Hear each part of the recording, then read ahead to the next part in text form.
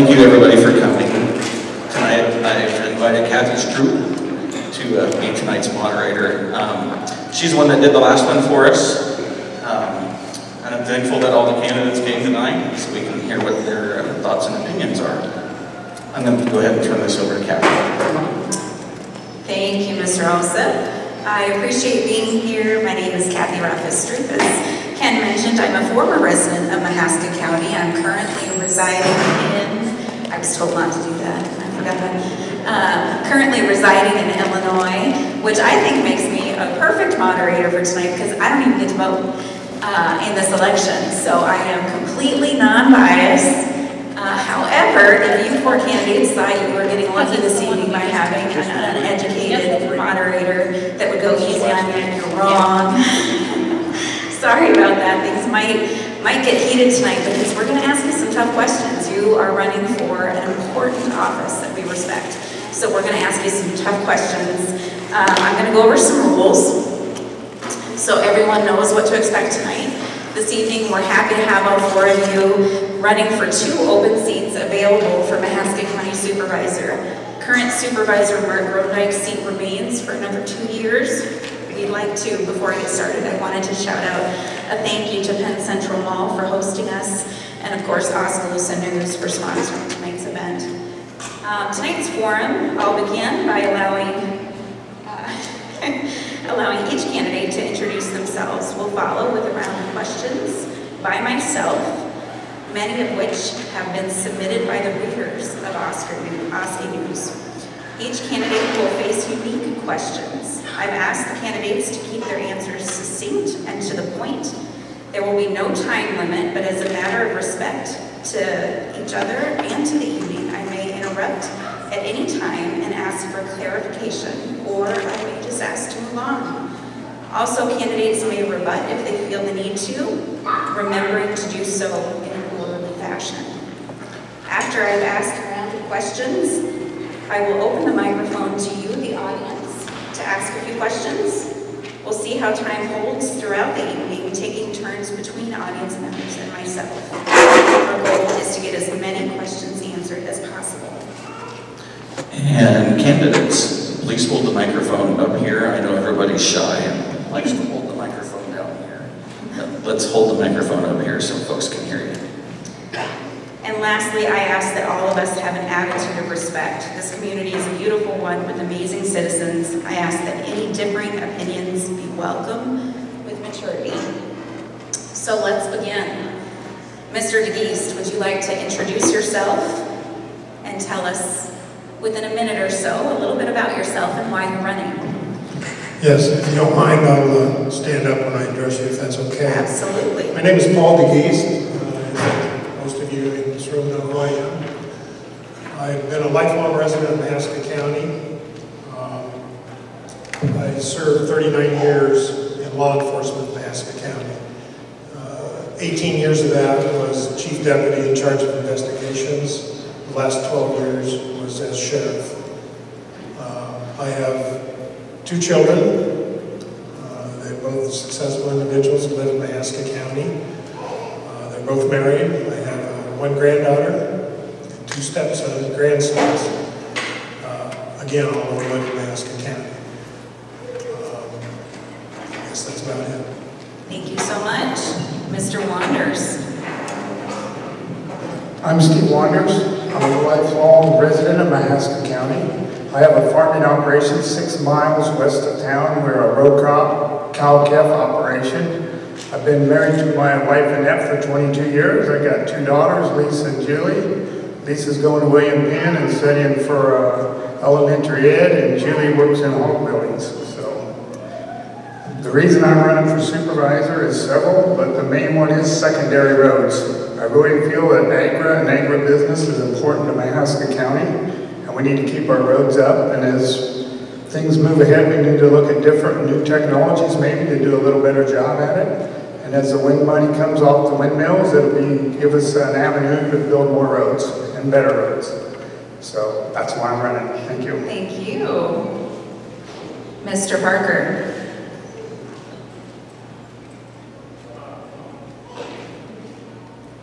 I'm a lifelong resident of Mahaska County, southwest corner of the county. I'm married to Donna. We have 3 children, Amber, April, and Cameron. Cameron is in Oskaloosa here. The reason I'm running for supervisor is I got interested in the EMA situation, and that's what I'm running mainly. Thank you. And our incumbent? Yeah, I'm Willie Weelden. I hope my voice holds out. I've been fighting the thing for quite a while, but I've been a lifelong resident of Oskaloosa. I spent 4 years after high school, a little over 4 years in the service. I came back in '69, started farming northeast Oskaloosa. We live at our present location. We've been there 47 years. Been married to my wife Bonnie 51 years. I have 3 girls. 2 live in the county, 1 lives in California, sorry to say. 9 grandchildren and 2 great-grandchildren, and so that's kind of my brief history.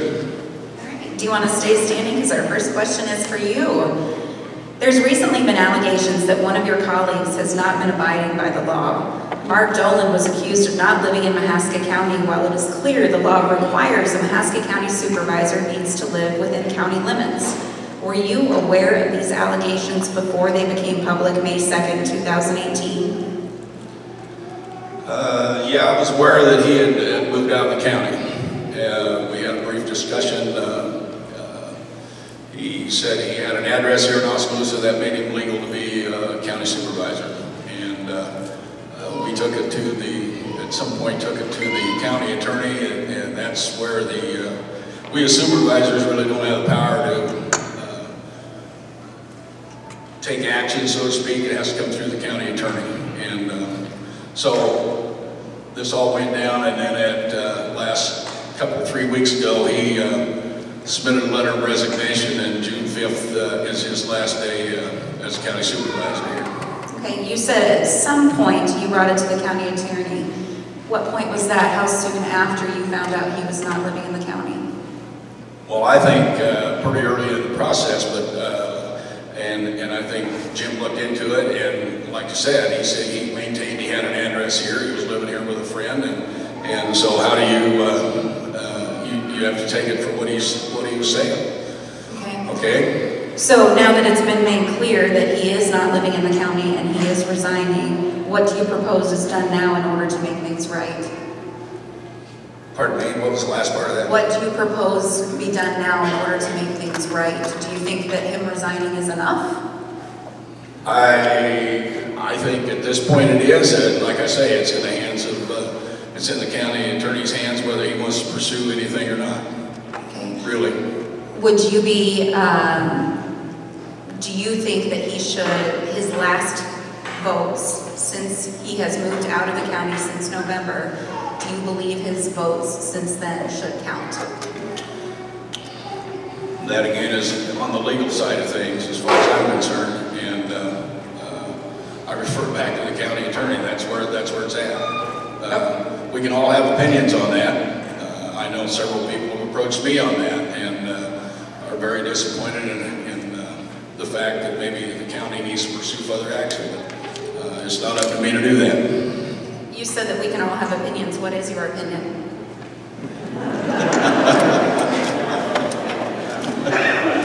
Well, you want a straight answer or not? I think the best thing out of this that at least he has terminated his time here, and we'll go forward. I think I'll let you stop, but I'll be back. Thank you so much. Mr. DeGeest, is there an underserved population in Mahaska County? If you believe so, what can the Mahaska County Board of Supervisors do about it? I'm 100% sure what you mean, an underserved population. Can you clarify that a little bit? Do you think there are people in Mahaska County that don't receive the resources that other people do? No, I don't think so. I'm not sure what it would be. Law enforcement, EMS. You think everyone receives equal access to all resources? Yeah, I actually do. And again, I don't understand why there wouldn't be. Yeah.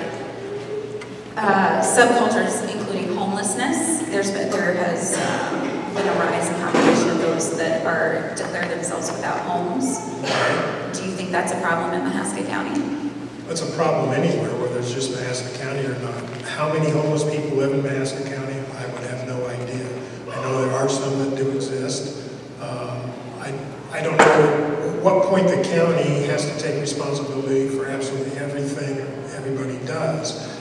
If you're homeless, I know that surely there's something you can do to help yourself, and I don't mind helping someone, but I'd like to see them at least try to help themselves in the process. So, as a law enforcement agent, did you run across homeless people? Not that I'm aware of. You never in all your years ran across anyone that was homeless? A lot of transient people, but not living here that was homeless. I did not.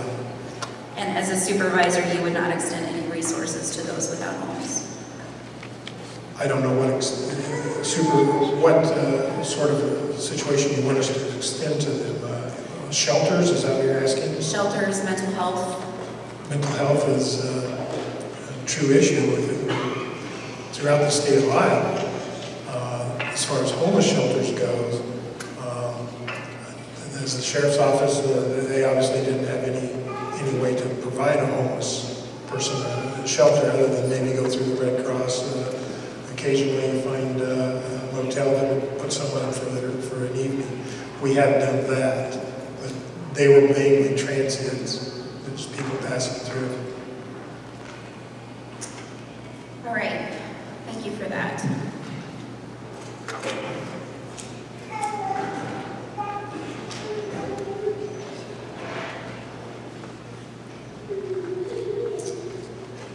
Mr. Parker, you and candidate Waters noted at a meeting in Lighton that you were very alike, no different from each other, in fact. If we vote for Mr. Waters, we already have one of you. Why would we vote for a carbon copy? Are you different, and how so? Yeah, we're different. We agree on some of the major issues, but he's on the roads deal. He's got a little different slant than I do. They're putting this pea gravel on, and he's kind of for it, I think, but I'm not so sure it's the greatest thing to be doing out there on these hills. You're pulling a little gravity flow like in a corn back home and getting little marbles. I'm not going crazy about that. But as far as the airport issue and the other things, I kind of agree with Steve, but we don't, not carbon copy by no means. I don't think Steve's going to be like me, so I guess not matters. Okay, but you said that, Yeah. Let me clarify, the only difference between you is pea gravel and how you feel about that? That's just one issue, but Can you name some more?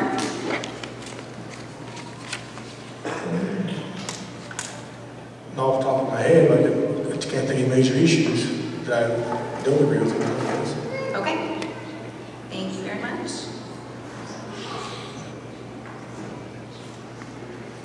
Mr. Wanders, do you believe that people outside Mahaska County see it as risky to move to Mahaska County because of the documented fighting between the local governments?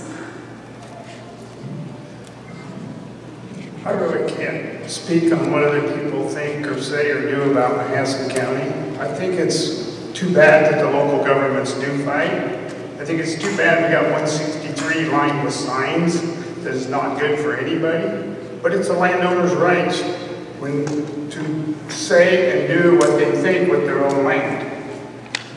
And I think a lot, what brought this on is a 2080 after the people voted on it. They decided not to say, okay, you guys voted, we didn't like your vote, so now we do a 2080. A lot of people don't like that kind of government.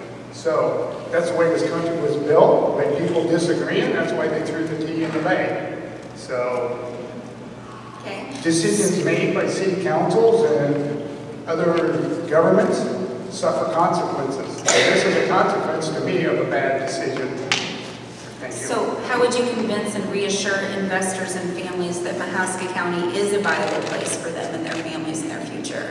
I would tell them if I didn't think that Mahaska County was a place to live, I would move to Appaloosa County, because I like it here, I live here, and I'm a long-time resident, and if I wanted to move to Appaloosa County, I would have a long time ago. Wow, okay. I'm sorry, I don't know what kind of answer you're looking for. That's why I live here. I love Mahaska County. My kids love Mahaska County. I think it's great that you love Mahaska County, but I'm asking how you would convince others to love the county. Tell them it's a great place to live. Would you add anything to the county? Other people may be missing something here. Just because you have everything you want, other people may not have everything they want. What could you add to the county that other people may be? They need to get what they want. So what would you be willing to add? What do you mean? I guess I don't understand. Add to what? The question is what reassurances, because our governments are arguing with each other. We have city versus county. How would you provide reassurance to those people that they're going to have a stable form of government and government that's making sure that their needs, roads, other things that are important, how would you make sure that they're comfortable with that? As long as the governments are fighting, you can't assure them of anything. That's why it's a bad deal. That's why this airport should have been voted on worth the rest one way or another instead of fighting over it for 4 years. But everybody decided to do it 2018. So could you assure them that the government wouldn't argue anymore? I can't assure you that the sun is coming up tomorrow. I mean, I don't understand the question. I think I answered it. I don't know how to assure people that what's going to happen here next. All right, thank you. Yep. Let's go ahead and take 2 or 3 questions from the audience. Ken is going to be standing right up here, so the first person to come up to Ken gets to ask a question. Yeah, anybody want to come talk with me? He doesn't bite. I, on the other hand. We have somebody.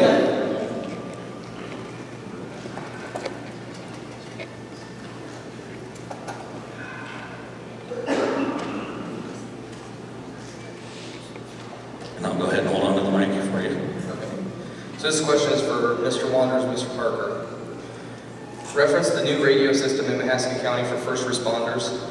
It seems that this issue has turned into a conflict about money, stating that first responders, quote, don't need the very best and radios, and they assume the risk of being a first responder.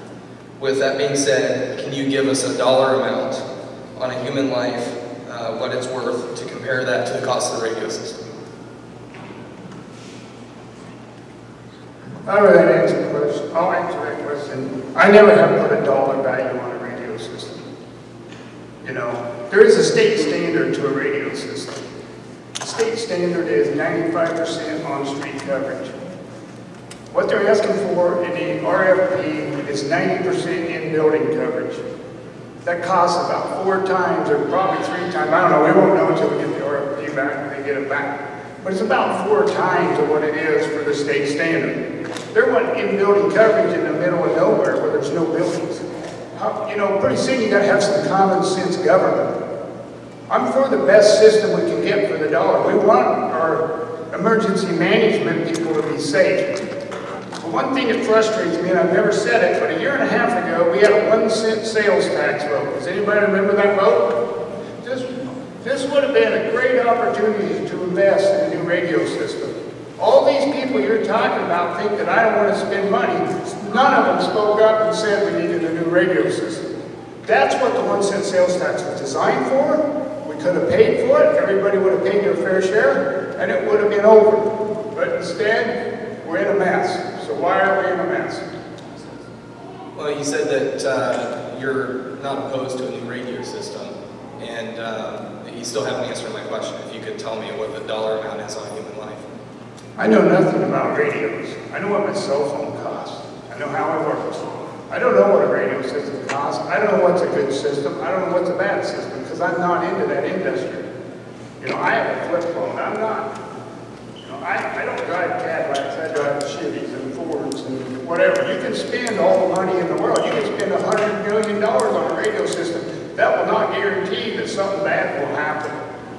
But don't ever accuse me of saying that people's lives are important, because every life here is important. I get a little frustrated when people want to put words in your mouth. We had a golden opportunity with a 1-cent sales tax to take care of this problem, and not one first responder spoke up that I know. Did you remember any? I don't believe I was working here at that time. Okay, well, that's why I'm asking this. People were here. And I never heard one word, and I didn't know we even had a bad radio system. So, that's the radio system has been bad for quite some time. And now the opportunity is here that presents itself to make the radio system better. You said that you have a flip phone, you don't even know how much your phone costs. So why wouldn't we leave that up to the experts that's already went through the county and told us what it's going to cost to put a radio system in? We can't take the word of them. So what's it cost? You're going to have to ask the emergency management. I don't have the specific numbers. Are they an expert on the radio system? The consultations that they spent several $1,000s on, I would say, are experts. So let's wait and see what the RFP says. If it was up to me, this is what I would do. I'd put one tower at the county shop, I'd put it up, I'd hang my equipment on it, and I'd see how good a radio system we had. If it wasn't good enough, I'd put up another tower. I wouldn't put up 8 towers if you only need 4. That's where I'm at. Thanks for the question. It's a good question. Alrighty, Jane.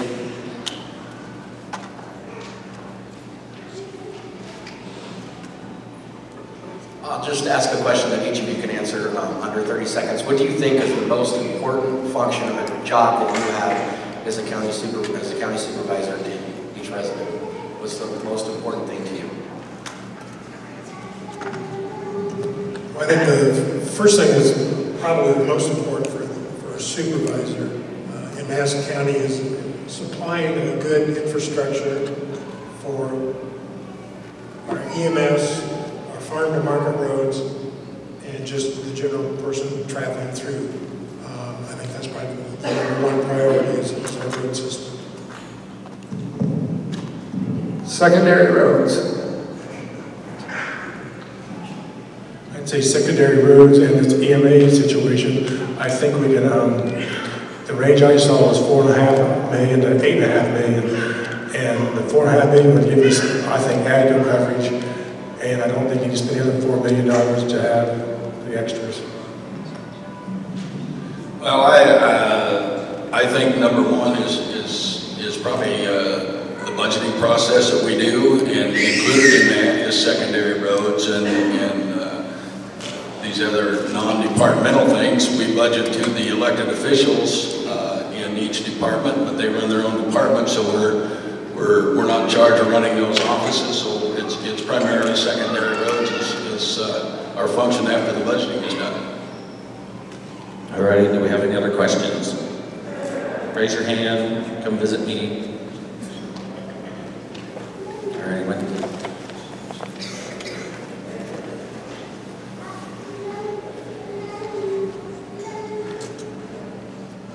So my name is Wendell Campbell. I'm a 6-year resident of Mahaska County, not a lifelong resident. But what is the county's role or a supervisor's role in helping to attract young talent and also attract those of us that are lifelong residents of Mahaska County to maintain the financial viability of our cities and of our counties and of the infrastructure that's around? So what is the role of you as a supervisor to help the development within our county to attract young professionals and also hold on to them? Well, I think first of all, the first thing that the supervisors need to do in regards to that is work closely with the city of Oskaloosa. I'm not sure that we have all that much industry within the county.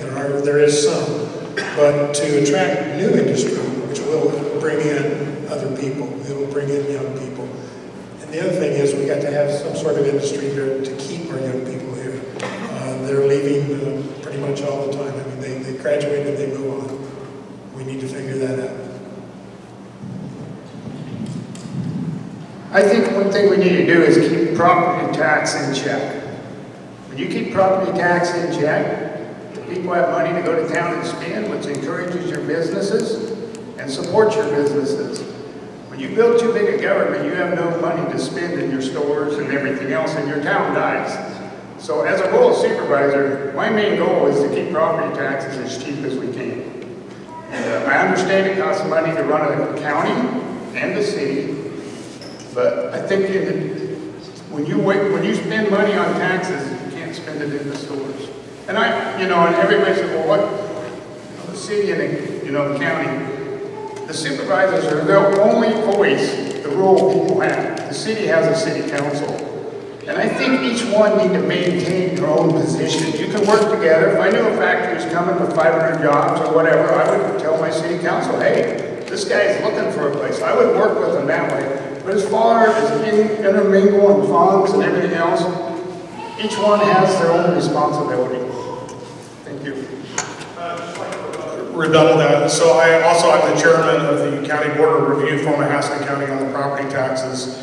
I don't know that property taxes are as big of an issue based off of this year. We only received 5 petitions on property tax valuations. Last year we received less than 20. So in the county of our population, I don't know that the property tax continues to be a major problem. At least people aren't protesting their values, and we still maintain to be under the 100% valuation for what the state of Iowa requires. But if you can lower your property tax $3 per thousand, look at the money it gives them to spend in your town. My challenge to that would be that I'm okay with lowering property taxes, but there's also a finite number of services that we have to agree to give up if we start lowering our budget. Because when you look across the board, a $3 valuation difference across the state, I'm fine with lower taxes, but what do we start to give up at that level?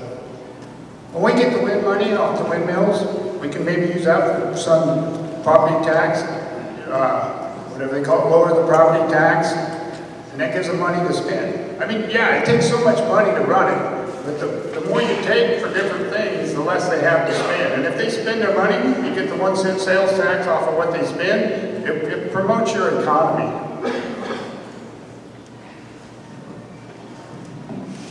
Property tax, I believe also you have to keep it down as far as you can. We're going to have a significant increase when we have to sell bonds for this EMA situation, which is going to be, I assume, I don't know how many years you guys are figuring on to pay. We have the bonds for the storage center that's been paid by the 1 cent sales tax from the county. People are paying that. And that's basically what I got to say on that. I think Paul kind of started off there that direction with working with the cities, working with the chamber. I think the Chamber of Commerce has been kind of revamped, and it's taking a new role in developing businesses here and bringing businesses, possibly businesses here. But I think the first primary thing was to work with the businesses that are here, because we live in a pretty good area here for jobs. I know that Cargill is always looking for workers, and they're good paying jobs at Cargill. And that's one of the things we face right now is shortage of skilled workers in certain areas. But you got to work together. I see that. I've been around here long enough to know that you got to work together. All right. Anybody else? I saw a couple hands. Come join me, please. If there's others, we can make a line over here. If you want.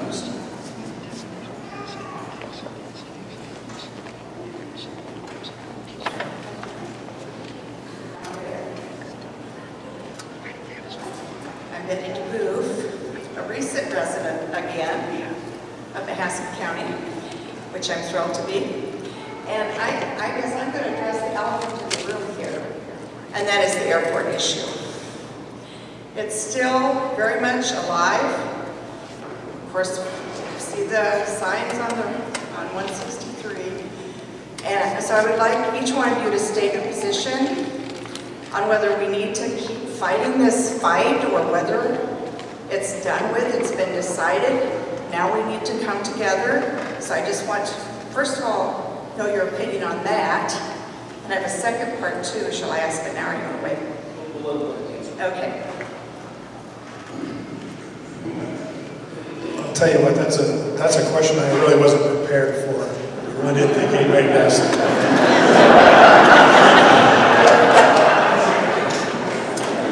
The situation with the airport, I've said before, I'm not any more for it than I am against it. The situation is here that I spent 39 years in law enforcement, and in doing so, you learn you have to investigate. And when you investigate, you find there's two sides to every story. Now, way I'm going to approach this at this point. But right now, the airport is basically being held up in reference to the 2080 agreement that's being contested. That's something that's going to be decided within the courts. Once that comes out, I believe, my feeling is, let's move forward with this. Let's get together, find some common ground. Not necessarily putting somebody in jail is the correct way to do things. And it's the same thing that applies here. You know, maybe there's some alternatives here that we're not looking at. Maybe we can get together and have a mediation here where there's some happy ground, medium ground somewhere. You know, I have no right to speak that this is what could happen, but just as an example, what about possibly, let's look at maybe trading some land for land. It's not the ideal situation, but it's better than nothing.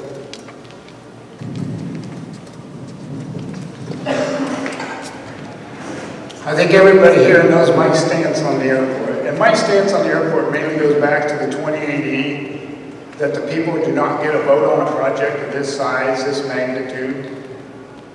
And I really think it's important as a community to be able to vote on stuff like this. I think this has divided the community a great deal. One thing I will say is it has got a lot of people involved. Some mad, some happy, some something else. But they're here, they're involved, they're engaged, and that ain't all bad in the community. So even though some of the negatives are negatives, if it would have been for this airport, I'd probably be mowing hay tonight. So that's just my 2 cents. On the airport issue, I'm against the airport. I don't see why they need an airport. Just 15, 20 more minutes on a 4-lane highway, you can get down to another airport that's already here, functioning in Ottumwa, Knoxville, Newton, and do it far more than 4-lane. So I just don't see how you can take so much from so few people who want so much and affect so many other people's livelihoods and stuff. Then comes me. I've been involved in this thing since probably the beginning, and went through the city council changes off for it and against it, and it probably took me 6, 7 years of information and getting everything in line that I supported the airport. I think Ken Rosenbaum and Greg Gordy and I were on the board when we signed that 2080 agreement. To me, if you read a local newspaper that came out today, I stated my position in there. It's about jobs, it's about keeping this community alive. And these companies do business worldwide. They're not just flying off to Omaha to do business. They're doing business all over the world. And Musco, Pellicorp, Premier. And we have other businesses around here that do business worldwide. And they fly people in. I've been told a lot of these companies bring people in, look at their facilities and all that stuff. And so this all started with Federal Aviation. Everybody thinks this started with an individual or two. Federal Aviation said to Pella, you got to do something. Regionalize, come together with something. It started out with Knoxville, Red Rock Regional, Knoxville, Pella, Oskaloosa. Knoxville pulled out, and these two communities kept working together. And to me, that's part of, we're in an age where you can't be an isolationist to yourself. You have to work with other towns. You have to work with around, and because if you stay in your own little world, you're going to get left behind. But I stated before, I supported it, I signed the agreement, and as far as the vote goes, Steve, rural residents have no money in this. They will have no money in this. So how can you vote for something where you don't have any money in it? Mr. Weelden, 3 supervisors could vote to put the county right in it. Second part of my question, those who are opposed, and I think Willie stated that he's talked to business people in the community and he knows kind of how they feel about it and why they feel the way they do about it. If you're opposed to it, have you done that to get that kind of feedback regarding their position on it and why?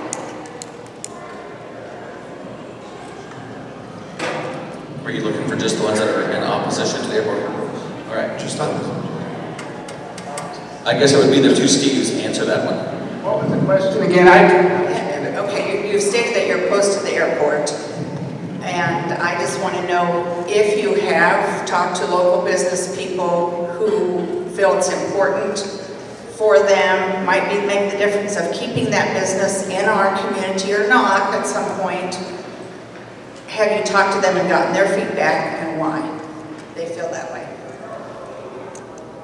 I go back to standards, and the Iowa Aviation says every major manufacturer ought to have an airport within 30 minutes of their manufacturing business. Every manufacturer we're talking about has an airport within 30 minutes of their business. And I don't know if I have to talk to these people, but I do have 3 pieces of Vermeer equipment. One's a brand new baler sitting in my shed. So just because I have an opinion on an airport, don't mean I have a bad opinion of Vermeer manufacturer or anything else. It's just my opinion. To me, they have what they need. This is a want. When I want something, I get my checkbook out and pay for it, or go see my banker and pay for it, but I cannot use eminent domain to get what I want. And that's another issue with this airport. If they want to buy the land and they find willing sellers, then more power to them. Thank you. No, I have not talked to any businesses, but I still don't see what makes a difference. You drive 15 more minutes to the airport of Tacoma down there. What makes a difference? They're going to be in the car anyway, going to be 10 miles out here west, and then 10 more minutes, you can be at Tacoma Airport. So that's the point, I guess. I guess the question that I have about that is, have you looked at communities that have lost major businesses in their communities and thought about how it would impact our community if we lost some of these major businesses? Because that is ultimately it comes down to, I believe.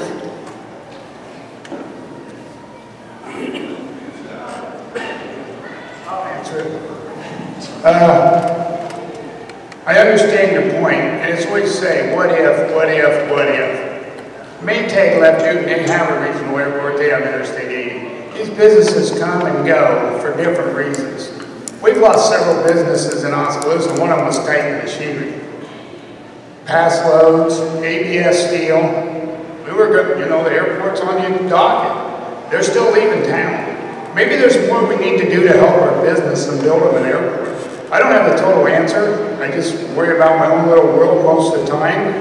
And I don't want people to think I'm not community oriented. I'm not city oriented, because I am very much so. But I'm not sure an airport is going to make or break anything. So that's my 2 cents. I just say one comment about, she said something about letting them build their own airport. I don't know if you're aware or not, but these companies, Pellicorp, Premier, Musco, Plow, have put enough money back in our communities to pay for an airport 3 or 4 times. So that's out of their hands. By infrastructure, not private citizens. What I said really is, let the people buy the ground. Don't use eminent domain to take something for a want. I did not say we shouldn't build an airport, the FAA shouldn't fund an airport or whatever. I just don't like eminent domain for a want.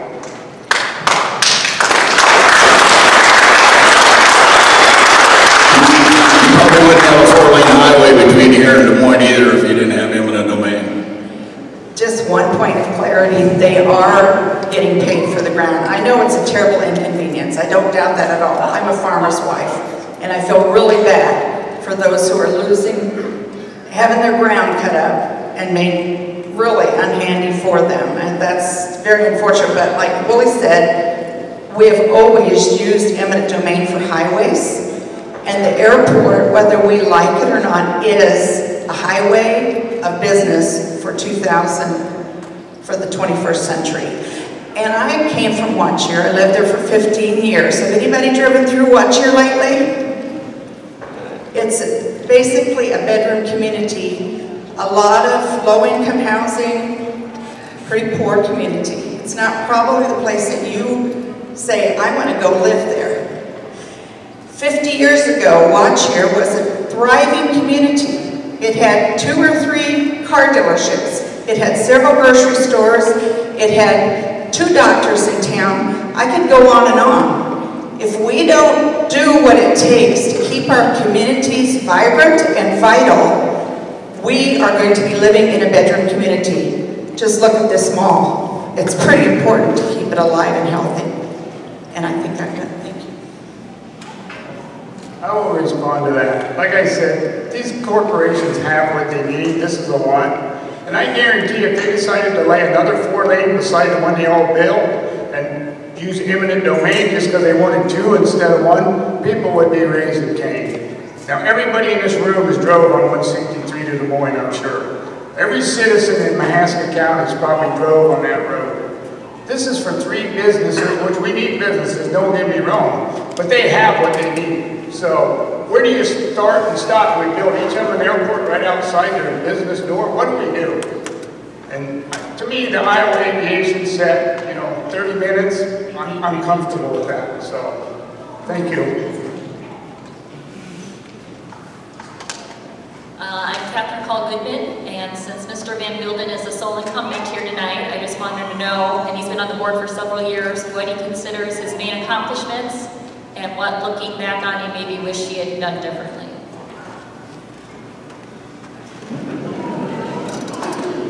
Now you're going to make me think a little bit. Well, I go back to when I first came on the board, was when they 1 cent tax was proposed for the schools, and I was the board's delegate to that one. I think the other 2 guys knew what was coming, so they shoved me into that position. But I sat on that board. That worked out very well, I think, for the communities.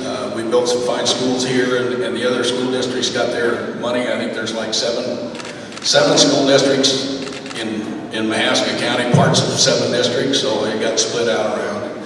I was on the Senior Center board when we made the move over to Old Grant School. Did a lot of work on that. Should have wrote some things down. I think we've maintained, for the most part, a decent budget. When I first came on the board, we did cut some things out. I think we run pretty efficient as we can. And then of course we had 1 cent tax a couple years ago, and we were all involved in that. But I guess the second part of my question, what, looking back on, with the benefit of hindsight, maybe now you wish you had done differently? Well, I don't know if I do. Maybe after the election next couple of weeks, my position on the airport might be moving out of office. And I think, wow, I regret that, but no, I don't think so. I think that's I'm pretty solid with that. I think we've had good things in the county. I think one of the things looking back maybe is thinking about DHS and mental health. There's been some changes there, which of course we couldn't do anything about. I don't know if all those changes were good. When I first came on the board, DHS reorganized from 26 districts to 7, and that really, to me, in 2002 or 3, whenever they did that kind of really regionalized things, that some of the southern counties, our district went from the Missouri border to Jones County, Cedar Rapids, and there's a difference in people between Jones County, Cedar Rapids, and us people in southern Iowa, and some of the services were cut, but that again, that's one thing that we couldn't do anything about because that came down from the state. Generally, that's what happens. The state makes us do things that don't always come out the best way. All righty, do we have anybody else?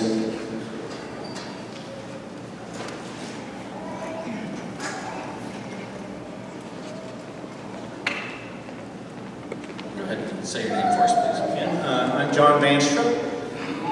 We have several century and heritage farms in this county. A century farm is defined as a farm of at least 40 acres that has been owned by the same family for at least 100 years. A heritage farm is a farm that has been owned by the same family for at least 150 years. To put this in perspective, a farmer owns and lives on the same ground his ancestors who answered the call of duty to fight in the Civil War. The ancestors of the Civil War veteran homesteaded the farm before Iowa even became a state in 1846. The South Central Regional Airport Agency, which only needs a few hundred acres to build an airport, has deemed this land, the landowner's farm, along with 2 other Century Farm, as their preferred location to build an airport. None of these landowners are interested in selling their farms. When the South Central Regional Airport Agency asks you to use eminent domain to acquire their land, how will you vote? Yes or no? And this is a question for all 4 of you.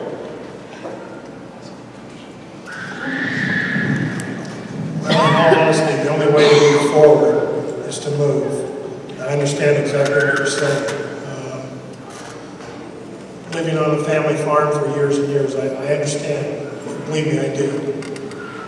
I don't have a great answer for you in regards to that. I wish there was some other way.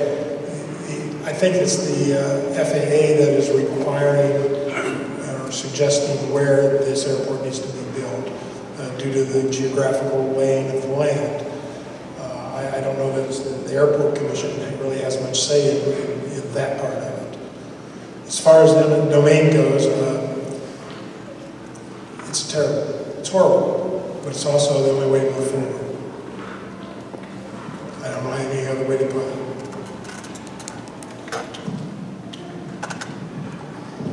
I vote no on eminent domain. Well, since I was part of the agreement, I would probably voted yes. I'm familiar with the building of an airport in Sioux County. Sioux County probably has the highest priced farmland in the state of Iowa. Their airport will open this summer between Sioux Center and Orange City. And that land was acquired up there without eminent domain. So nobody's saying it's going to happen. We keep talking like it's going to happen, but it hasn't happened, has it? Yeah, wait. Can you repeat the question, John? I didn't catch that. Yes. The question is, Steve, the short version is, when the South Central Regional Airport Agency asks you to use eminent domain to acquire their land, how will you vote? I will vote no because I already stated it's a want, not an need. And I'm going to add to it just a little bit.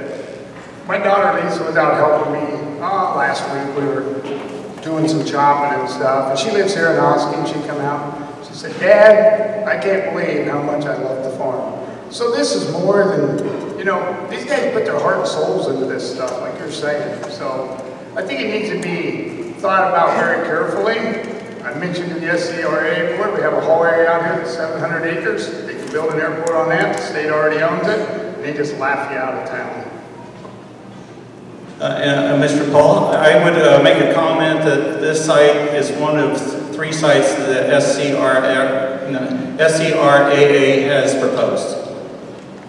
Yeah, and I can't tell you why they chose that site, other than the fact that it is, geographically speaking, probably the least likely, least expensive way to build the airport.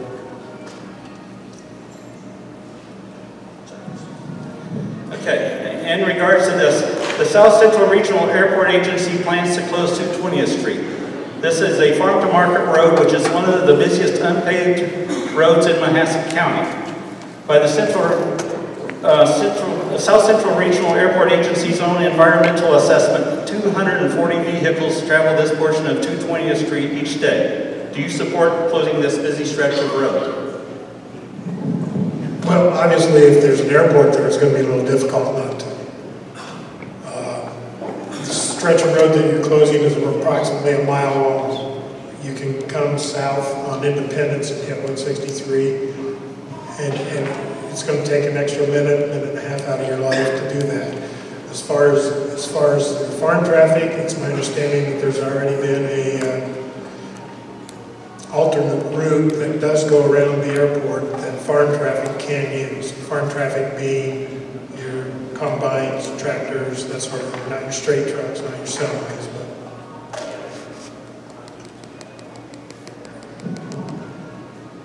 Does anyone have an opinion?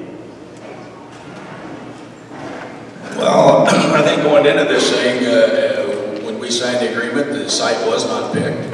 As it turned out, that site was picked by the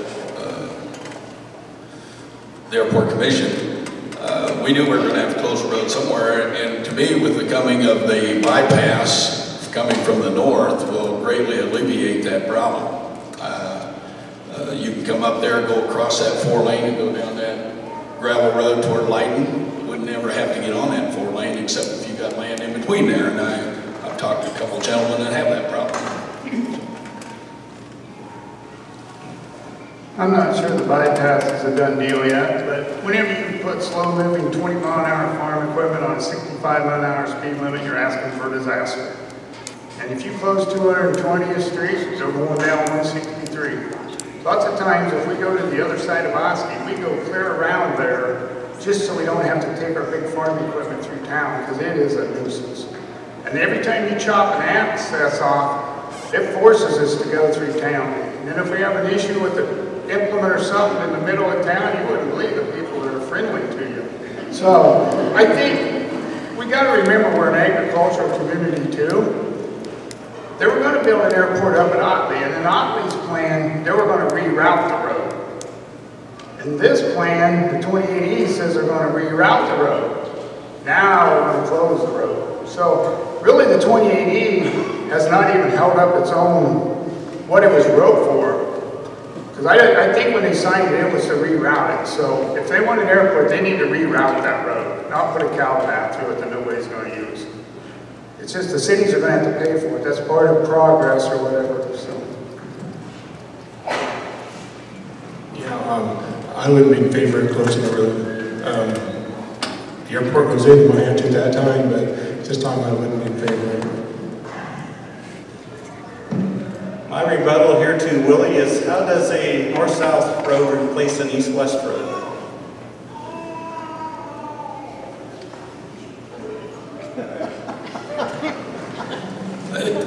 You're talking about rerouting or closing, but when you reroute a road, you're generally closing something to reroute it, are you not, John?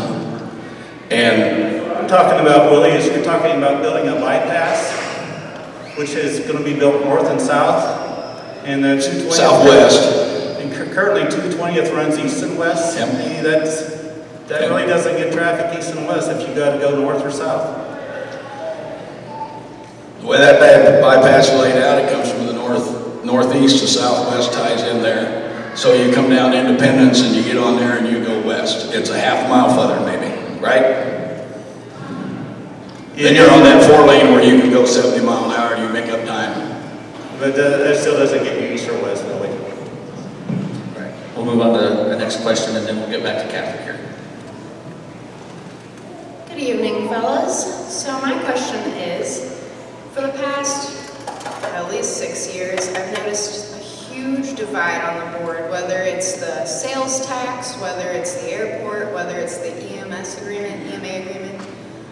How do you plan to compromise? Is there room for compromise, or will there always be this divide regardless of who is voted in?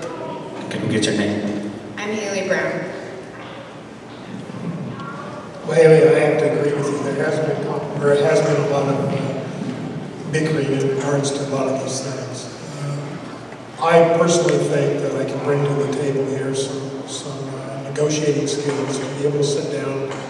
I don't believe that there's an issue in the world that if people would actually just sit down and discuss it, be open-minded enough, give a little on both sides, that it can't be resolved.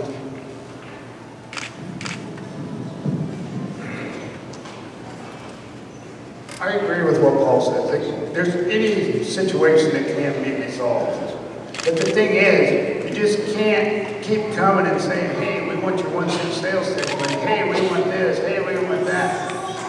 You got to work together in a way that benefits everybody. Our rural gravel roads are junk. We put up with bad roads where we build a jail, we build a library, we build a high school or a new school. Now it's time to fix our roads. So I know people think, well, you don't like what we like. Well, this is where I live. This is the roads my kids drive on. This is, the semis are getting bigger, the honey wagons are getting bigger. You guys have seen the farm equipment. These roads are not adequate to do business anymore. It's time that we put their money back in where we can grow businesses. There's people building hog buildings. There's people building dairies. There's people building grain bins. This is is a vibrant business too. All you hear is the tree manufacturing, but there's a lot of people that live out here that want to do business here and stay here, and their kids want to be here. I'd just like to comment to Steve about the building of hog buildings and dairy barns and all that. Do you know that does not add 1 cent to the tax base? That does not add 1 dime to the tax base. They pay taxes, but the way the farm tax is organized, you have so much farmland, you have so much in buildings. So the buildings, that gets put in buildings, little comes off the farmland. It doesn't add value. And that's a misunderstood thing. I think we've tried to address that off and on. You go out here and you build a confinement building holding however 2,400, 4,800 hogs.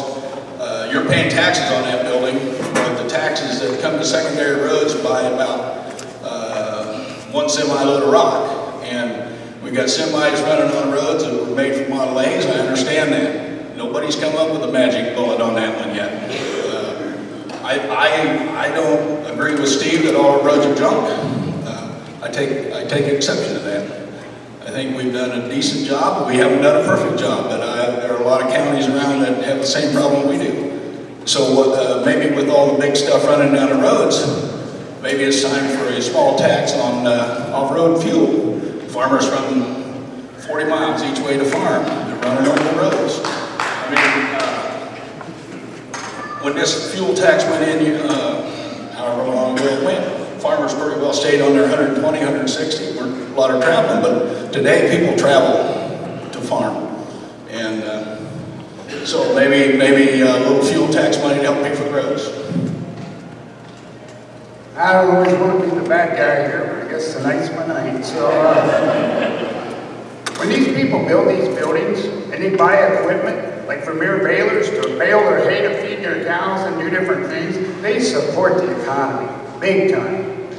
Maybe they don't get a pile of tax money, you get property tax money off the buildings, but they go to your local business, they buy nuts, bolts, welding rod, fence, whatever, to run their operation. And when you grow, it takes money. Anybody that grew a business knows it takes money. When it takes money, you spend it somewhere. So if you want people to keep growing and building, you need to give them the assets they need, because it's terrible when you have 2,000, 3,000 hogs. They tell you Monday morning you got to have a load of cargo and you can't get there because there's 4-foot or deep ruts in the road. I ain't saying how deep, but it depends. You can say today our gravel roads are nice. It rains for the next 2 months. You need a 4-wheel drive, and it's hard to get them big semis in and out. And the guy that's getting the hogs at the end don't care. You're contracted, you've got a delivery date, you have to get there. When you sell corn to Cargill, there's lots of good jobs, like Willie says, but when you contract corn for the 5th of March, you've got to haul it the 5th of March. Thank you.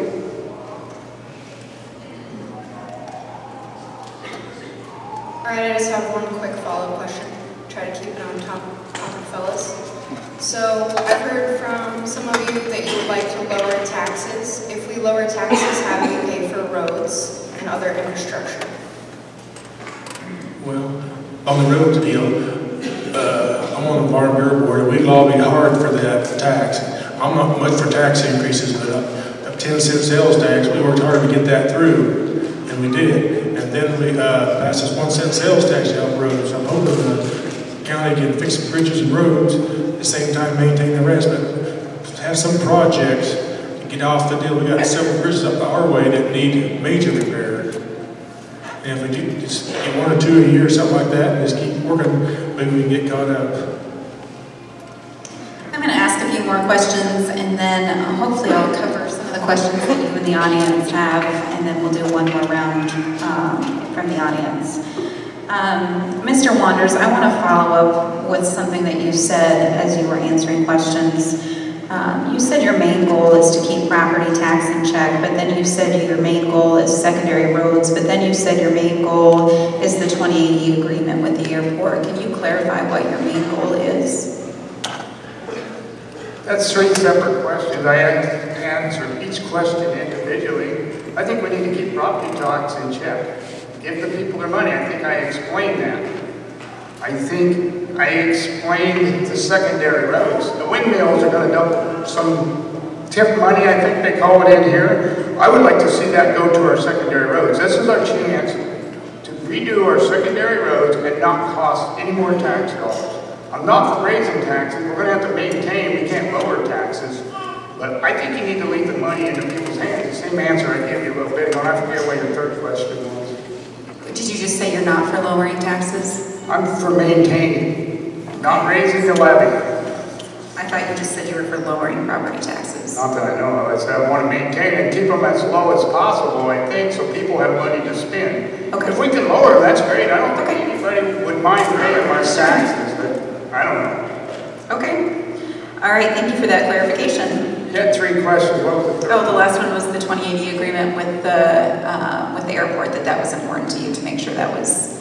One problem with the 2080 agreement is you give the power of the SCRAA board to a city in a neighboring county. Nobody gives their assets away. I don't understand why they did it. I don't know why they give the void. They've got more votes. They control it. They can come back after this thing's built and say, okay, we're going to vote 3-2 to let the county pay for it. There's probably, or the city of Oskaloosa, there's nothing you can do about it. Why would you do that? To me, I'm in for common sense government, and that has no common sense. Thank you. Okay, thank you.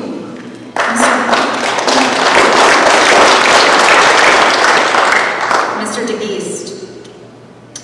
Unincorporated areas of Mahaska County voted for funds to go toward roads. A local option sales tax passed approximately 18 months ago, with residents opting to forgo the rec center in favor of fixing roads. Can you speak to that? There's not a whole lot you can say in regards to that. They voted to have that 1 cent sales tax go to fixing the roads. I can't tell you how much of that has been earmarked for them. If they've been receiving it or not, it's a question that maybe Willie could answer. I don't know what else you want to know besides that. I guess I want to know how informed you are about that, how informed you are about the roads and their condition. Do you have any ideas for solutions for the roads, maybe even beyond financial, what solutions you have, ideas you have about the roads? The situation with our roads is that they were laid out for traffic that was not meant for 80,000-pound vehicles to run up and down them. I think their secondary road crew does a fantastic job with what they have to work with. I personally would like to see some sort of a 25-year plan put into effect, a paving plan, and at least do farm-to-market, the major farm-to-market roads, start out paving now. Okay. And then work on a 25-year plan. At least start now working on the plan and let's get something in place. And do you know how you would pay for that? Okay. Other than there are federal funds or state funds, and it's all government or taxpayer money any way you look at it. It doesn't matter from what level it comes, it's still taxpayer money. Okay. Mr. Parker, when asked why you and Mr. Wanders had a meeting with Mahaska County residents and the other 2 candidates weren't there, you and candidate Wanders responded with because they weren't invited. If elected, can we believe that you'd be willing to listen to opinions of others on the board and work with them? I didn't say that. Mr. Wanders and Mr. Parker were quoted as saying that the other 2 candidates were not invited to the Weelden. I had no idea that the inviter was. That was a meeting that was sponsored by Tara. Tara called me and wanted to know if I would show up. I don't know who they invited, who they didn't invite. Once I got there, I realized who they invited, who I didn't invite. But I have no say or control over that, so I don't understand the logistics of that question, I guess. Okay. Was it sponsored by Farm Bureau? No. Was Farm Bureau involved? No. Okay. Can you tell me if I guess the root of the question is, will you get along with other people? Will other people be, if elected, can we trust that you will work with others? I'm going to tell you a little story here. What was it, 30 years ago, Willie, I bought the first square baler in Mahaska County, baled your hay. Did we ever have an issue? Tell the airport? Did we ever have an issue? Tell the airport? Me and Willie always got along. And we still get along. think, I don't know, we just have a difference of opinion. As far as Paul, I don't know. I've never, this is the first time I ever met him. So, did I answer your question? I get along with people all the time. But, So even if you disagree with someone, you could work? I'm going to state my opinion. That's what I made of. But I don't know. Do you feel we just hate each other, Willie?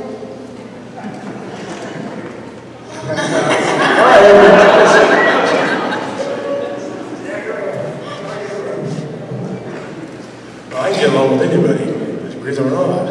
You don't have to make a death match or something. All right, would you guys like to take a 5-minute break? And we'll come back and ask a couple more questions and then let the audience members ask a few more questions. Are you good? We can keep going. Just wanted to go. And I'll tell you why I can get along with anybody with 3 women, so.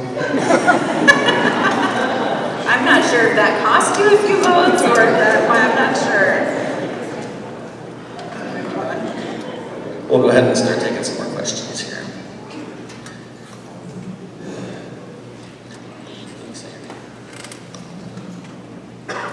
My name is Crystal Jimenez-Boonder. I am from east of town in Albay Lake Kioma. Mr. Wonders, I have a question for you specifically. You want the county to pay for better roads for your equipment, which I agree, the roads need to be improved, so you can drive those to get your farm animals and crops to market.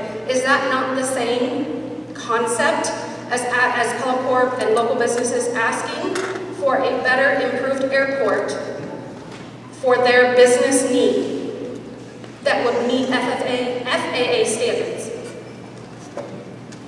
I think I've already answered that question. They have what the standard is, 30 minutes.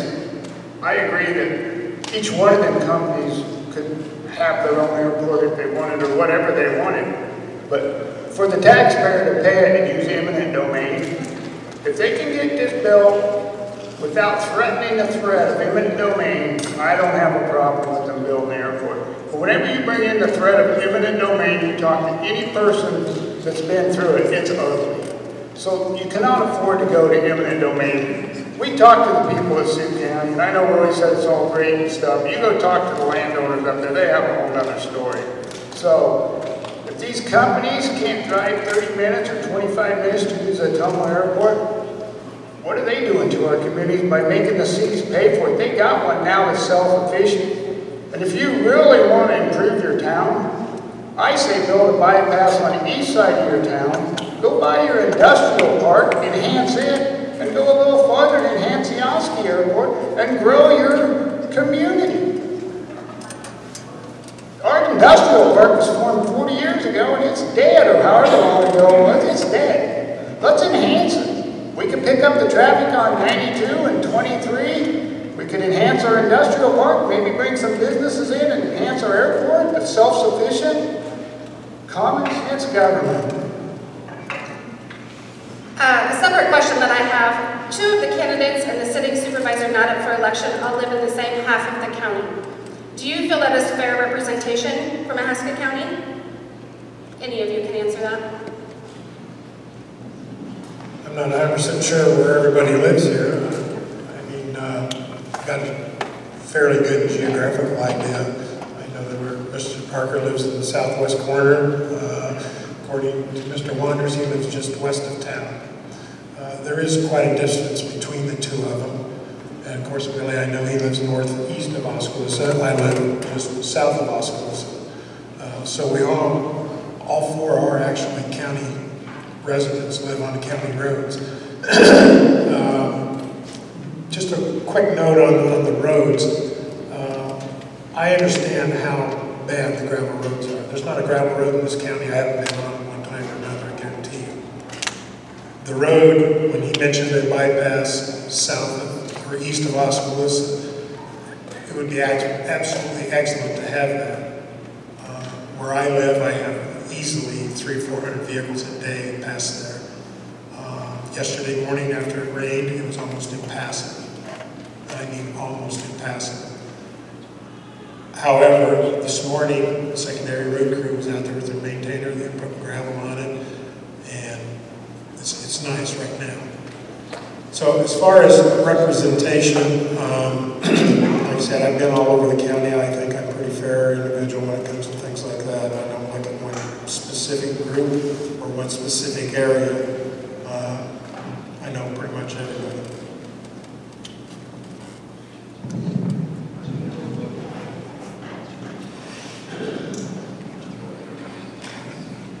I can't help it where I live at. I live in the southwest corner down there across the river, no man's land. But who are the people elected? Where they live, they don't have to live. I mean, I don't see it being a problem. I can get on people who Sharon or Cedar or anywhere. I get on. Will you make a concerted effort to make sure that you are representing all of Mahaska County? Sure I would. Obviously I would.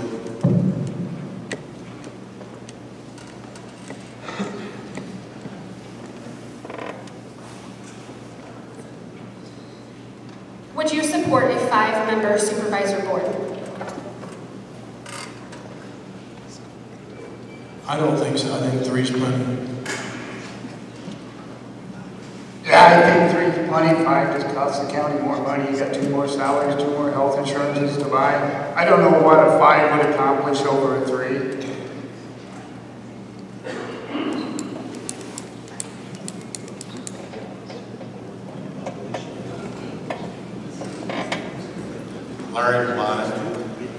First off, I want to say what Steve just said about putting a bypass on the east side of town and putting an industrial park out there and using the existing airport makes more sense than anything anybody else has said tonight. My question is for Supervisor Weelden. You said that when farmers build livestock facilities, that does not add 1 cent to the tax base, correct? Okay, you want to explain how that works?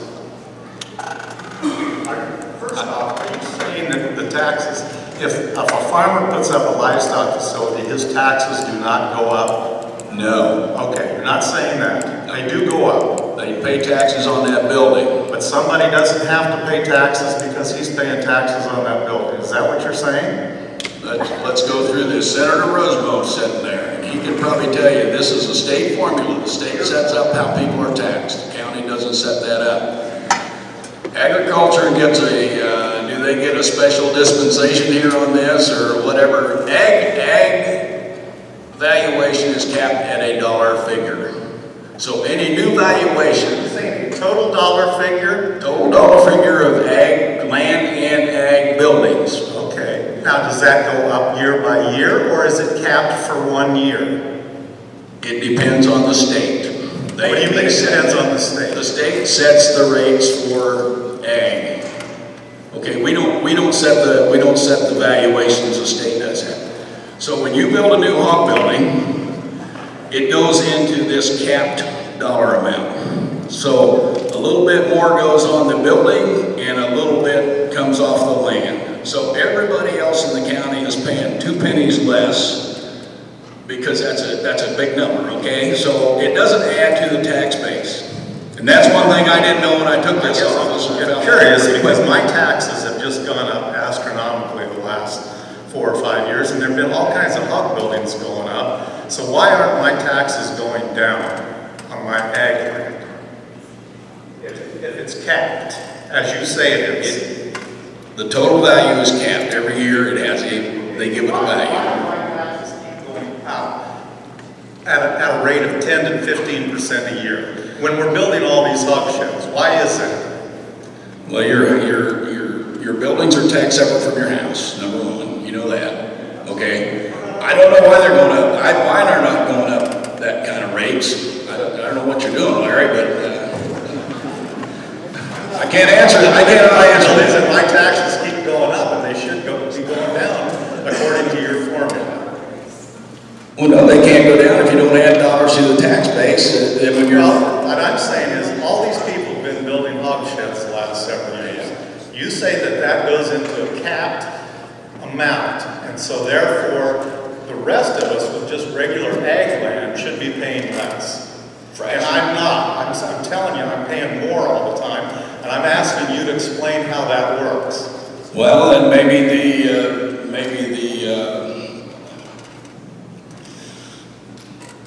I lost that word.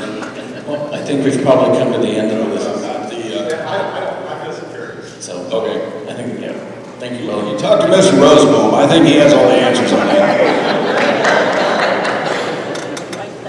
That's good. Good evening. My name is Tom Flaherty, new to Mahaska. I'm currently living out by Cedar. This is for Steve Wanders and Steve Parker. I'm new to the area and I've already figured out that you two live fairly close to each other and Supervisor Gronendijk live out there. The secondary roads are your most important issue in this entire county. How are you going to ensure that the farm and market roads throughout the entire county get addressed, not just secondary roads in southwest Mahaska County? I consider a secondary road a farm to market road, so I work for a company that has whole buildings part-time in Northeast. They got, I don't know, 30 or 40 buildings. I know how important roads are to them. I know how important roads are to DFS, feed grinding trucks. I know they're cutting up, I think it's Newport, through gravel roads with semis because they don't want to come clear through town. So if they're going to let them use them gravel roads like Newport, that thing needs to be up in shape. And I think Willie would agree to that one. That one needs some work. So I don't know. I don't have the total answer to all this, but I know people in every part of the county. And I think if their roads are bad and I'm supervisor, they're going to call. Thank you. Yeah, I live in this down by the southwest corner, as I said before. We've never had representation for the last, 20-some years, not part of the county. Steve and Mark live across the river, and we have a farm and market road down there, G71. You been on that sucker? See that road? It's supposed to be in the works to get fixed, right, Willie? Next summer. Well, we'll hope so. There's been several summers that have been fixed a long time ago. And, but I'll treat everybody the same. When the blade comes out and blades the snow off the roads, past our house by the last road in the county gets done. I don't care. As long as somebody has to be last. I don't mind being last. But I don't want somebody else getting 2 and 3 times before I get my road cleared. But I have no problem.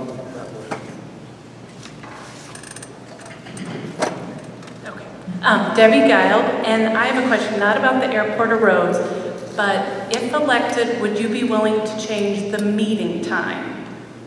I feel, and this is my own opinion, as I look around the room, a lot of people that work, and I feel like it's hard to get to your meetings. Any thoughts or opinions? Sometimes I feel like it's a discriminatory time for a lot of people.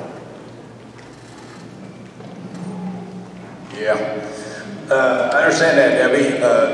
I know before I came on the board that was tried. Night meetings were not attended any better than day meetings. And maybe one meeting a month could be a night meeting. Some meetings we have county workers that have to come in and report and do things. So to require them to come in at night would be overtime or something else. So it's been. I'm told it's been tried. Attendance was not there, so that's all I know about it. Thank you. I personally wouldn't have a problem with night meetings because, like you say, we represent the people. When you work 8 to 5 or whatever, you can't make it. So I wouldn't have a problem with, a 7 o'clock meeting or whatever. If the county workers had to come in, they have to come in. But to me, the supervisors represent the people, and if they can't hear from the people, then they don't have their input. When you go to a supervisor meeting, and the supervisor's in charge, I think, a $21 million budget, and there's one person or nobody there, it makes you wonder what kind of community you're in. So I don't have a problem with changing it to a night meeting. As long as, Sue Brown or whoever does the minutes is, can make it work or whatever. I think you got to represent the people. Thanks.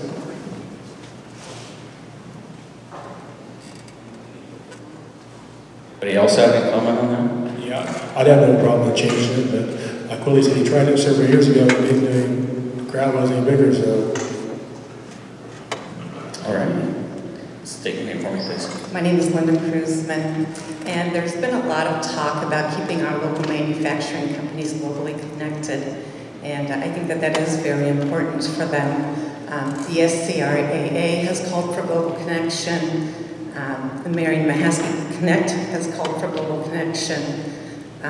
Companies like Mahaska, Cloud Valve, Pillow Windows, and Vermeer, I believe, are already globally connected, or they would not be the successful businesses that they are today.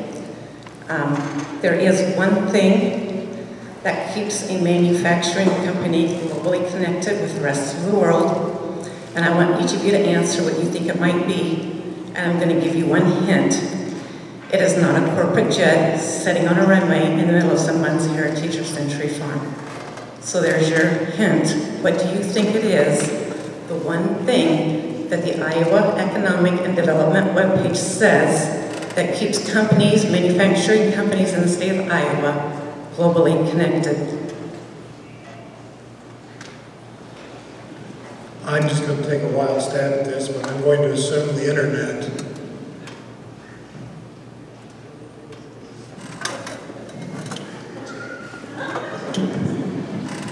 I don't know if I have the right answer to this, but every one of these companies you mentioned is a homegrown business. It started from the ground up with entrepreneurship from its own county or its own business. And if you want to keep growing your community, it's going to come from entrepreneurship. It's going to be these 21 or 22-year-old kids that decide, hey, I want to open a restaurant, I want to open a parts store, I want to open a manufacturing business. Well, there's like a Kelderman, a little 5 or 10-man mom and pop shop. That's what's going to make this county grow. So, you know, I don't think Toyota or any of the big companies are going to come to Oskaloosa, Iowa. So if you want to grow your community, you got to work with your young people, and you got to let them go, and you got to support them and help them grow. My 18-year-old daughter's talking about building $1 million home building. I tell her she's nuts. That's over my budget, but that's what it takes to grow this county, and that's what's going to keep young people here.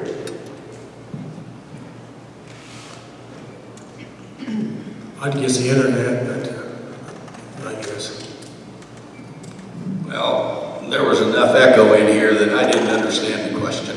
So you want to try that again? According to the Iowa Economic and Development webpage, there's one thing that keeps all manufacturing companies in Iowa globally connected. The hint was it is not a corporate jet on a runway in the middle of somebody's cemetery or a family or heritage farm. What do you think that thing is? What are you talking about? Internet, broadband, that kind of thing. And I think that's, we have a lot of broadband in Mahaska County. And MCG continues to go out to further out into other cities. We probably, our county is probably ahead of quite a few counties in the state on that. That fiber was brought in several years ago, and MCG continues to expand that. Right, exactly. So given that the global connection that these companies really need is the broadband, how important is this airport really to this community? They already have what they need. They're already growing with it. Okay, here's the situation. I'm not going to stand up here and try to convince anybody that they need to vote for the airport or against the airport.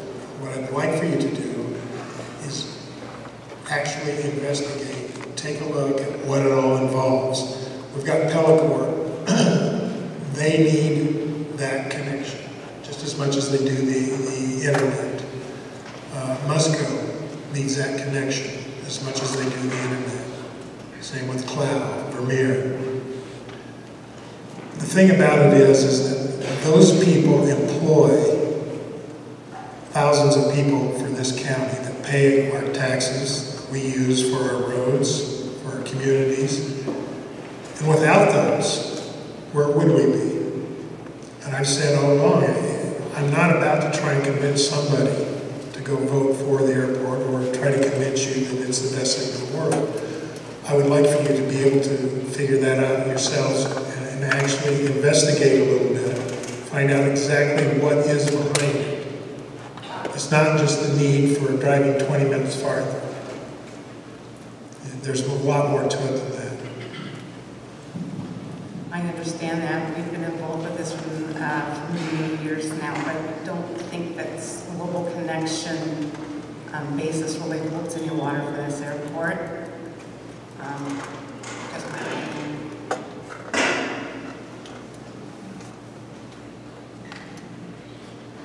Alrighty, state your name for me, please. Wire Russell. I'm going to caveat my question with this. In your answer, you cannot mention the airport, infrastructure, or the EMS disagreement with the radio.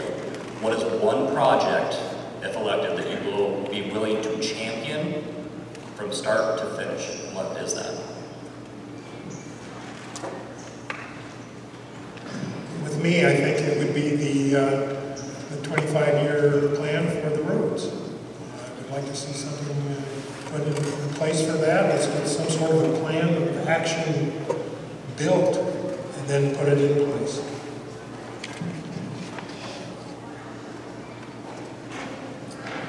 I don't know if I have just one, but I know that a lot of the paved roads in the county need work. We have several miles that need to be redone. We were talking about the bonds earlier. When we sold bonds for the Learning Center, we also sold about $2.5 million for a road project. That road project happens to go by where I live, and that isn't why it's being done. Because that road is 40 years old and it went to pieces. It was built in 79 or 80 before trucks got really big and all this other stuff, and it has lived its life. So we've got, and I might point out, most of that borrowed money runs around 2% on those bonds, which is a really pretty good rate. I'd like to farm borrow 2% money, but anyway, and I think everybody else would. With the coming of the windmills, I think it's in the, we can, what they call tax increment financing, we can capture some of the increased value for roads, and that'll be part of it. We get $500,000 to 1 cent tax of roads. We get more than $500,000 from the 10-cent gas increase. We get over $1 million in farm to market funds. There's about $2 million a year that we can devote to redoing roads. And if you would go every other year, you'd have $4 million. You can cover it. It takes about $1 million a mile anymore just to repave a road. It used to be you got grading and everything in it, and now the prices are up, and so you can. That's kind of almost a rule of thumb. Is about $1 million a mile, $800,000 a mile. So I think we'll continue to address that. I agree with that about the roads. That's got to be our mission. Get them roads in shape, because they're bad. I think we need to look at some different things. Our limestone we're getting out of the mines now is very soft, and it just turns to powder. They've started mixing some river gravel. I don't think Steve likes it, but it's a lot harder. It lasts a lot longer. It puts a base down. You kind of go to talk to people. Once I started thinking about doing this, I talked to some engineers in some different counties. There's different techniques you can use. You just got to get out there, get educated. You go to a county with a good gravel road, I think you better be asking what they're doing, how they're doing it. Maybe we need to bid on some different limestone from another mine. But I know the limestone, they put it out there and in 4 days, it's done. So I don't have a total answer to all that, but I know there's technologies out there that maybe could be implemented. Maybe some of it's just a time you spread the gravel right before rain so it goes in the ground and don't get plowed in the ditch when it snows.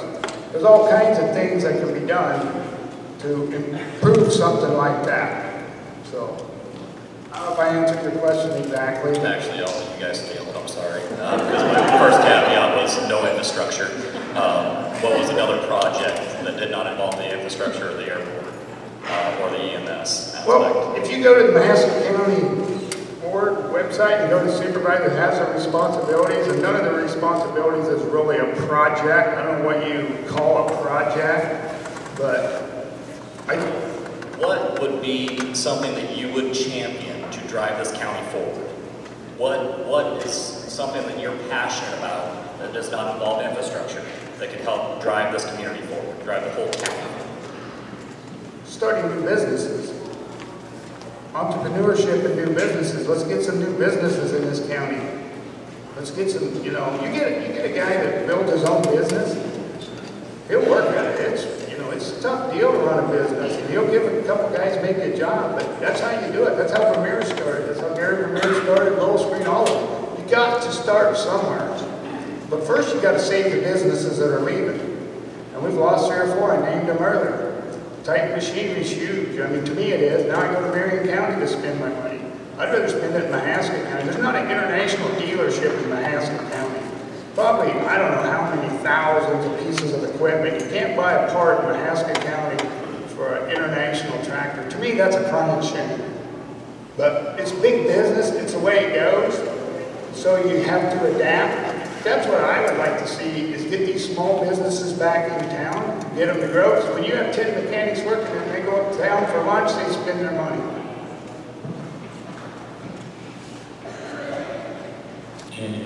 Anybody else take a stab at that? Yeah, I answered it as far as infrastructure, and I'm sorry I didn't catch that. I think maybe mental health. That's a huge issue nationwide and statewide. They've closed, Roosevelt can probably explain this a little better, but they've closed a number of mental health institutes within the state, and that puts it back on the counties, and basically back on the sheriff's office. They get the calls, they're the ones that have to deal with them, they're the ones that have to transport them, they have nowhere to transport them. Back in the day, we met each other on the roads, transporting one, coming back, picking up another. It's just, it's a shame the state has mandated this down on the counties, and we got to figure out something.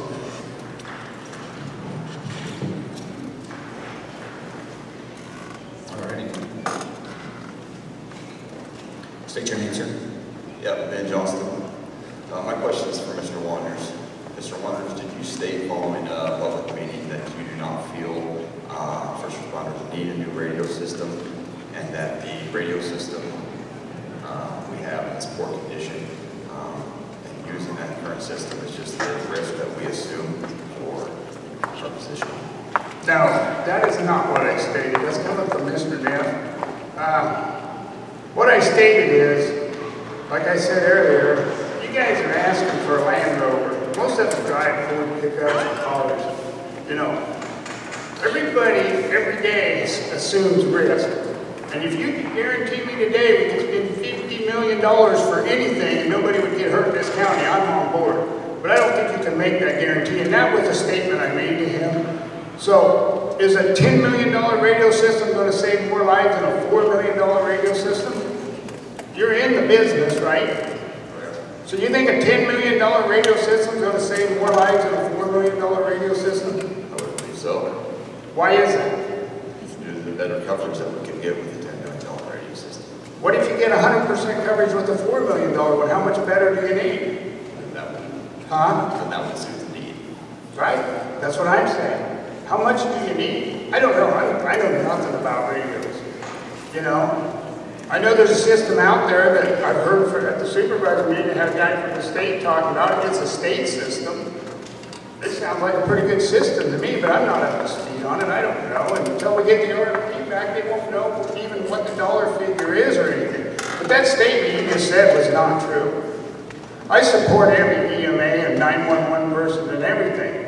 But I don't think the sky can always be the limit when it comes to taxpayer money, because to me, taxpayer money is sacred.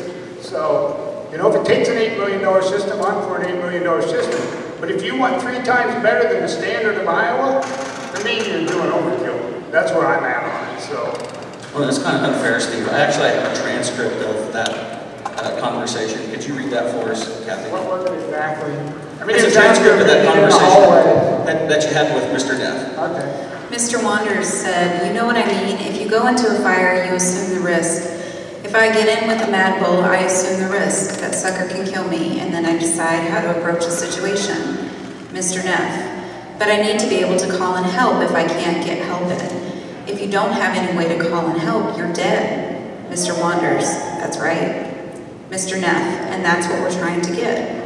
Mr. Wanders, and that's what, I say that every day. and I take that on because that's the occupation I chose. Now, if you're afraid of going into a burning house, stay in the fire station. That's my point. You understand what I'm saying a little bit? We can always want whatever we want, but it all costs money. Mr. Neff, I understand. Mr. Wanders, and somebody else is paying for it. Mr. Neff, we're all paying for it. I'm a taxpayer too. Mr. Wanders, you know, and even though I don't know you as a lawyer, if I'm taking on a cow that's calving, I'm either gonna call, I'm either gonna take it on the way I can, or it's gonna die. Mr. Neff, but if, Mr. Wanders, you see what I'm saying? It's just, some of this stuff is just risk, and you cannot buy a radio that will not let anybody get hurt in Mahaska County. Mr. Neff says, no, that's not what we're asking for. Mr. Wanders, you see what I'm saying? Mr. Neff, what we're asking for is a radio that will work more than 50% of the time. Mr. Wanders, right. And that guy said at the reading, no matter what you buy, it's gonna be a whole lot better than what you have now. Mr. Neff, exactly. But until we know what it costs, we don't know what we're paying. Mr. Wanders, but what's a happy medium, you know? What's everybody working together for the best solution? Because if I was a fireman, money's no object. Spend all you have to spend.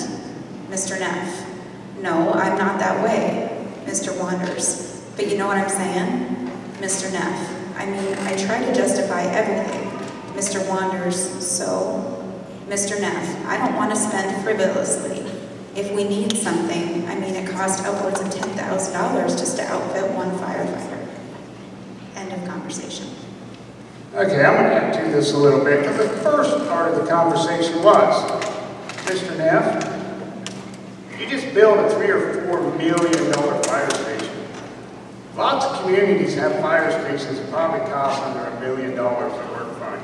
I don't care what the city spends for their fire station, but if it might be a radio, they're going to get a radio before they get a fire station. I also said earlier in my conversation that this 1 cent sales tax that everybody was fighting over was designed for a project like a radio system. Where was Mr. Neff? I don't know. Where was you at? Did you have a problem with your radio a year ago? Nobody spoke up. So you can always fight from behind. But I'm telling you, that's where that 1 cent penny should have went. And nobody spoke up. So I don't know what to tell you, you know. It's too bad when you have a conversation with somebody in the hallway, everything's recorded, but it is what it is. So, welcome to America. I guess I'll have to give you a tape recorder, but I don't do business that way. I respect firefighters, but I also know there's risk. Would you agree? We all assume the risk in our profession. Right. The risk is we're going to respond to whatever we need to respond to. The kind of what we need is an answer from you. Will you, as a supervisor, accept your responsibility to provide us with the proper communications that we need so that we can get to where we need to go to assume those risks and that we can provide the right amount of the assistance for the citizens of this county? I guarantee you I will do that. And I think I did a deal in the Herald. I said, let's build one tower at the county shop where they own the ground. Should have been done 6-8 months ago. Instead, they're jacking around with all kinds of stuff that you got to be a Philadelphia lawyer to figure out, which is fine. But let's build, that tower should have been built. Let's go around the county and see if you have coverage or not. And if you do not have coverage, then we build another tower. What's wrong with that? Say that again. What? What's wrong with building one tower to see if you have coverage? What if you have 90% coverage all over the county with one tower? Can we build 5 more? I feel that we need to get for the citizens of this county the best that we can provide. Okay, if whatever dollar amount that may be, all right, I realize that it can't be an endless. That's my point. What is the state standard good enough for you or not? I don't believe so. The state standard, I believe, was developed for people as like state troopers who do not go into as many residents or buildings or things like we would. I have to disagree with that a little bit. I've heard that comment from Mr. Neff and other people. We had a state trooper at a supervisor meeting says he goes wherever he has to go. He don't just go into, he said if the city police need the help, he helps. If they need to go somewhere, they fill in. So they go into every situation. That's not exactly a true statement. That was a trooper that was at the supervisor meeting that made the comment. I understand we all want the best. Just talking to my kids and their smartphones is never good enough, but they gotta work. And it's a fine line, and I'm not a radio guy, so I don't know. But for some reason, there's a conflict between two systems that I don't understand. Do you understand the two systems? No, I don't. I don't either. So it makes me pretty hard to answer these questions like you want. But, you know, Marion County, I talked to Mr. Sandholt, the sheriff over there. They're putting in a radio system for $400,000. He thinks it's adequate. We're talking 8 to 10 million. But he has one advantage, the state building the tower. Because they built one in every other tower. If you want to sign up to the state system, you can piggyback off the towers. So I don't have the total answer to this question. And that took a little bit out of content, but if I need a radio system, I need that better than a building for my fire truck. Because I got men out there. And it really, I've said it 3 or 4 times, I'm going to say it one more time and I'm done. That's what the 1 cent sales tax for, and none of you people spoke up. Thank you. I hope I answered your question. All right, state your name for me, please. My name is Kurt Rothfuss. I've been a resident for 13 years now. I want to make a statement, and then I want to ask Mr. Weelden a couple questions for edification. Your secondary roads department, I travel all over Central Iowa. You have the best secondary roads department that I've ever seen. They're professional, helpful people that do the best they can with what little they have. Okay. Now, you made a statement earlier. I want to make sure I understood this correctly. The genesis of the new airport is because the FAA told Pella that their airport was not in compliance, or, okay, so there was no large corporation that started this. It was the FAA and Pella that was the genesis of this whole airport. Okay, so nobody from Pella Wolfscreen or Vermeer or Mahaska has come to the board and said, if we don't get this airport, we're going to have to close up shop and leave town. No. Okay. Thank you. Hey, can I respond real quick? I don't want anybody to think that I have anything against the secondary road crew. I think they're great. They're working with what they got, but they have limited funds, so I don't want anybody to think. I think my road grader all the time. No, I completely agree with that. You just stated they were junk. You've stated that a couple times. They're junk, Steve, and I'll take the internet. Well, I said the roads are junk, but I'm commenting on the people that's running the graders and the dump trucks and everything. And one thing this county, hasn't done is dig any ditches, and that's the key to good roads. So I just want everybody to know, I don't want my grader guy plowing my yard, so I think he's a good guy. All righty. Yes, sir. You're next. Say your name for me, please. James Horn. I have a little bit of background in radio, and so I kind of understand a little bit of what's going on. I'm a licensed amateur radio operator. So what my question is has the Board of Supervisors and the entities that are looking into the new radio system actually done a thorough vetting of current systems that are similar, especially with the frequency band that is being proposed? Because the current system, VHF high band, has been utilized by neighboring counties and the Iowa State Patrol since as far back as I can remember, way back into the 80s and maybe even into the 70s. It has provided really, really great coverage for them. And I believe that a lot of these outfits that are going to designing systems are more experienced in designing systems for urban environments, and that the proposed system may actually be better geared towards an urban environment where it may not fulfill counties that are more rural like ours. So my question is have you talked to other rural counties that have switched to these systems or similar systems to see how they like them or how they perform? Mr. Grinderach sits on that board, and he has talked to, I know he's talked to a number of counties about radio systems and all that. Way back when this started, the board authorized a study. Jamie's here, we authorized a study. We're not just going to start sticking up towers and see if they work. I think you have to have a plan. And this has evolved to the point we have sent out an RFP. There have been bumps along the way. We went from analog, the analog band is squeezed.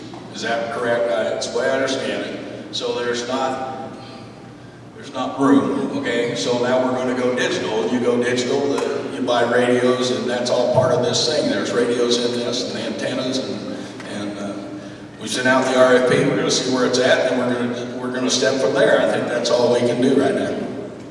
Does that answer halfway what you wanted? I know Mr. Nitterdijk has all the information on that versus me. I think that's partially true, as in both analog and digital are available on both spectrums, both band segments. But I think that, and I understand that there's a push by law enforcement, emergency services to go to a digital system. It's called P25. It's done by APTO, and that's been a nationwide push for probably the last 15, 20 years. But of course, we're a rural community, so it's kind of slow going around here. But my thing is that not necessarily if the if going digital, as I think digital is a wonderful thing, but actually the spectrum that we're using, if we're actually more efficient where we're at right now, and then just could upgrade the equipment that we had at maybe a lower cost than switching over to an entirely new system.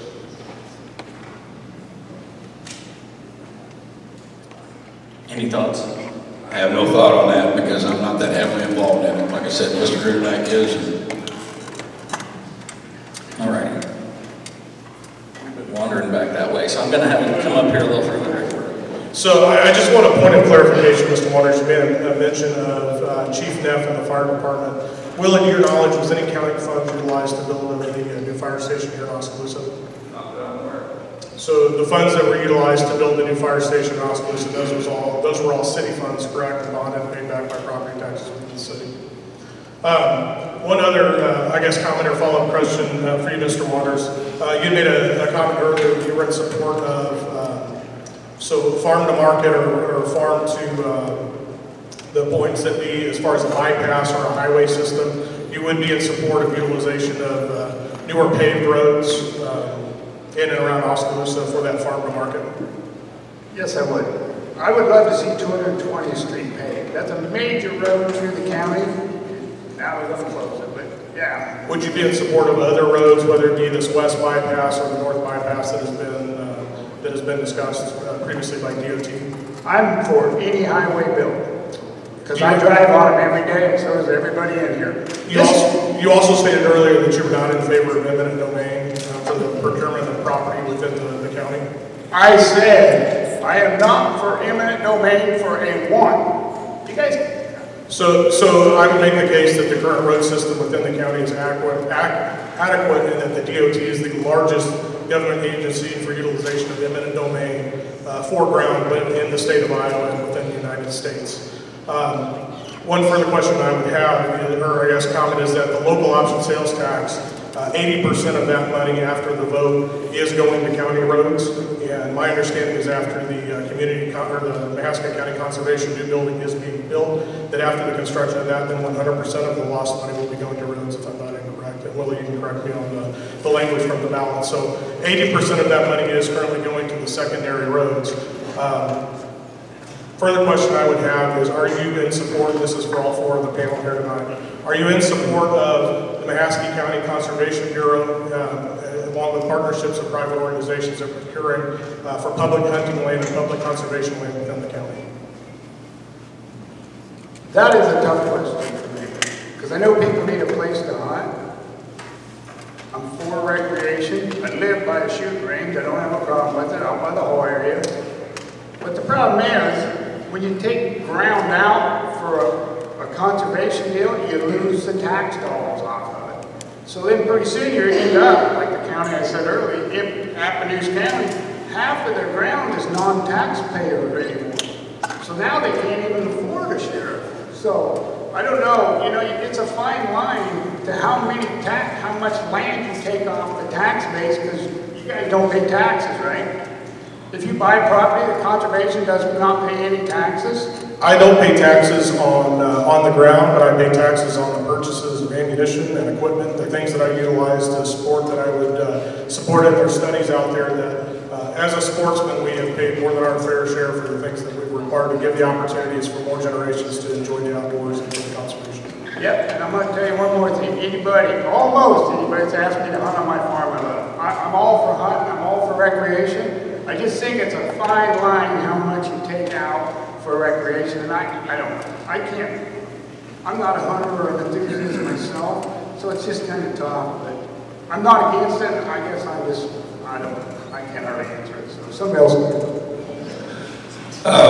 One comment that Steve made about Appaloosa County, the thing in Appaloosa County is they have a lot of land in forest reserve. It's not owned by conservation, it's in forest reserve. And that's hurt a lot of these southern counties. Maybe some point, someday in the state legislature, we'll take a look at a limit on that. That's what's hurting some of these southern counties. Most generally, the land that conservation has in this county is low tax land to begin with. And they're not taking high dollar ground out for the most part. It's land that has lower value. So. I would echo Willie's comments in that the average CSR rating of ground that we're taking out is generally mid to low 30s. So we're not taking 92, 95 CSR ground. We're taking ground that's probably either in CRP or WRP easements. Again, we don't want the top producing corn ground. A guy that's trying to make a living farming corn, he needs that 92, 95 ground. We're looking at the ground that from a continual basis is being subsidized from a standpoint of it's hard to harvest or profit that ground. I'd just like to add that I think the Mahaska County Conservation has done a fantastic job. I utilize that as often as I can. There's a number of areas within our county that are picnic areas. Public hunt them, you can mushroom hunt, and quite frankly, that's difficult to find anymore. You can't just go out to any farmer's house you want and go hunting like you did 35, 40 years ago. Our conservation department has done a fantastic job with managing those things, and they come in with more resources all the time. I commend you for that. Yeah, I'd be in favor of the Conservation Board giving them more ground they had to, as long as they go overboard.